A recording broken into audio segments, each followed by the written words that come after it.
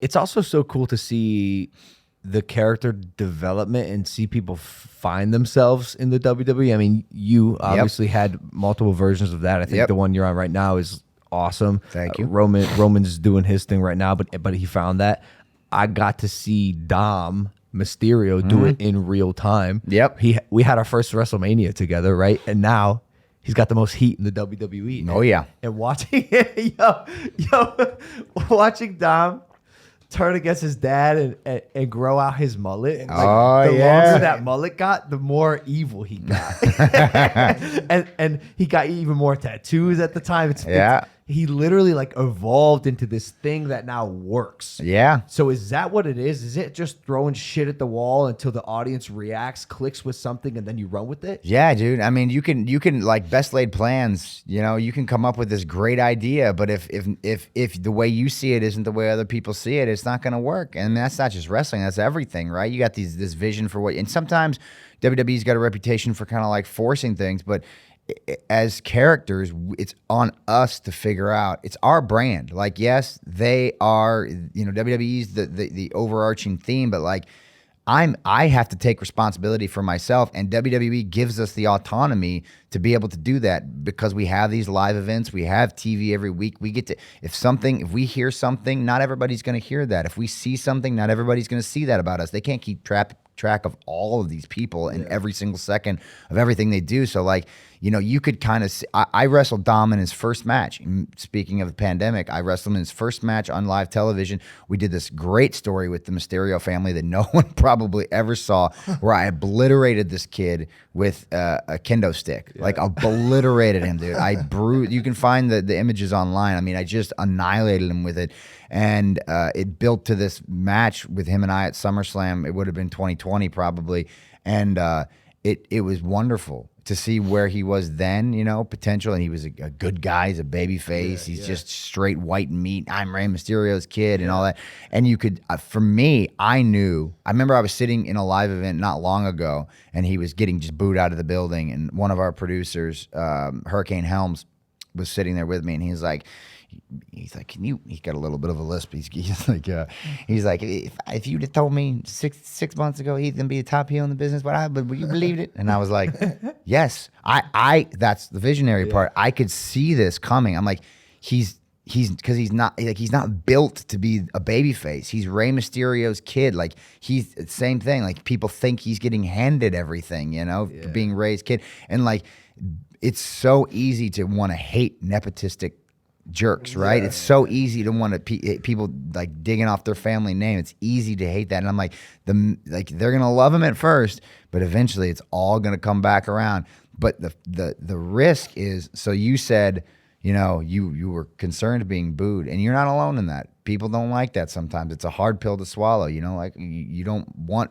It's hard for you to not feel like it's personal. At first, for sure. Yeah, it's so unnatural to be like, this is fucking awesome. Yeah. So for him to be able to feel that, take that in, and then apply it every single week, and trust the people around him to telling him exactly what to do, to be able to do that, and then turn it into where it is now, where he can't pick up a microphone to say words because they'll just boo him out of the building. You have to see this guy. It's fantastic. He raises it to his mouth, and he literally can't talk. He probably can't even hear himself when he's talking. Yeah, and it's so fun to watch. And here's the thing is, like, I'm with him on these live events all the time, and he's a sponge for information. So, like, I'll tell him something, hey, you should check this out. Watch yourself do this.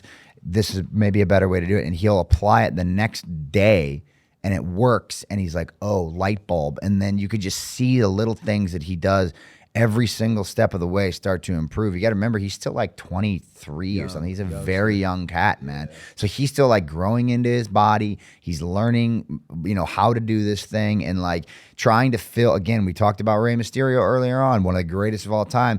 You can't fill those shoes, dude. Yeah. You will never be able to. I can't imagine the pressure that puts on you. Yeah. So for him to be able to develop himself as something completely different than his dad, that's got to take so much weight off of his shoulders. Totally. He doesn't have to be his father. He can be his own thing, and that's fantastic. See, you know what's tricky about the heel thing for me? It's like, in basketball or football, right? You have away games, but eventually you're going to go home. For you or like for heels in this space, every night is an away game. I went to Cleveland. Didn't they still boo you there?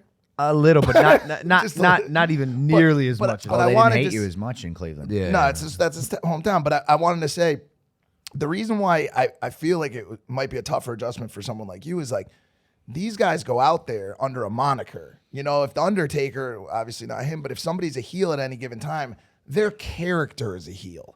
He goes out, his real name's Logan Paul. He goes out as Logan Paul. Yeah. So when he gets booed walking into a place, like in a way, like you're adjusting to the idea that they're booing you.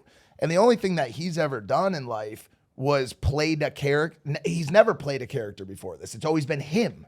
So you've had to like detach. Yeah, you've had to like kind of detach yourself from the idea that they don't like you, and started to come around to the idea that they don't like the character that you play in the WWE. You said it exactly. And I realized that the noise, the boos, the cheers, that's the currency. That's what I'm getting paid to do. That's why I'm there. That's it. If they're silent, that's lame, and I'm going to get fired. If they're cheering, it's not as fun for the type of guy I am at the moment. Wait, could they ever turn him into a baby? Maybe in a decade. Of Absolutely. Putting in the work. Absolutely. But so you kind of touched on that a little bit. Like, but it's hard because wrestling, like you mentioned, we play characters, we do, but it is hard to understand that because wrestling's like this weird in-between area for characters and real people, because the best characters in wrestling are personalities just turned way up. And like, it's just not like our audience does not see us the same way as George Clooney in a movie. For sure. You know, if George Clooney goes out and has like a stinker in a movie, like people just go, oh, bad George Clooney movie. Oh, well, it's probably not his fault. He still did great. So whatever. Like he's not fully judged on like the character, the content of the character in that movie. If he's like a scumbag in there, like no one's like, oh, I hate George Clooney now because he played this rotten mob boss in this movie. Like they're just like, oh wow, George Clooney killed it. He was so good. But like wrestling's weird because there's like this, like I was just on the Today Show the other day. I go as Seth Rollins. I don't go as Colby Lopez. You know what I'm saying? So like it's this weird, it's cool because it's the only thing that it's like that is like, but it's also weird and creates some strange mental processes going on. You're locked into it. Yeah. You're tied to it. Yeah, it's a funky world we live in. Hey guys, if you like that clip, hit the subscribe button. And if you want to see more zany clips, click the video right here.